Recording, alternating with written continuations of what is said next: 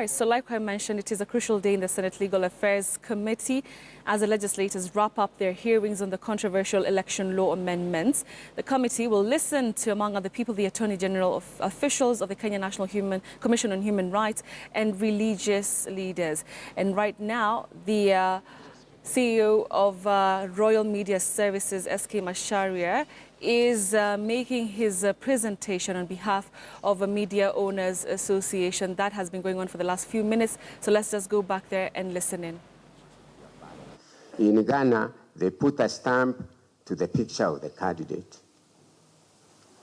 Here in Kenya, we are accustomed to marking the candidate. So those votes are manual, and they are counted manually. And here we enter them in a polling station in Form 34. And the returning officer signs of the polling station, and the representatives of the parties or candidates, whatever the case, they witness. The only difference in this is that the voter identification system also knows, and it can be verified, the number of voters who passed by and were given ballot papers. If the number in the case of Ghana, the numbers of biometric identification system is different from the manual votes cast in the box, the manual votes cast in the box is the one that survives.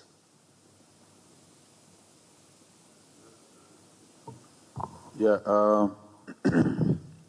on the issue of network, as you have said, we could have an alternative of satellite phones. Do you remember if we used the same in 2013? Because I think that's another issue which has really raised a lot of concern. I just said that in 2013 we relied with IBC to communicate polling data from polling stations. So we did not have our own method at that time. But where there are no telephone service, or you can decide to use, because it's cheaper anyway, to use satellite phones. We did it in 2002 from every single polling station, and it worked. Chair.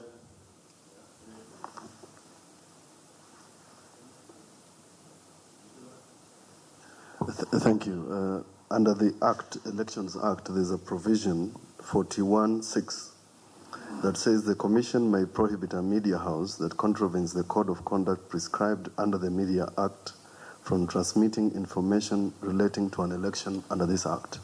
Now, that means that there's permission for media to transmit matters concerning elections, as the Media Association contemplated seeking authority from IEBC to be able to transmit elections in a manner that is allowed under the IEBC and Elections Act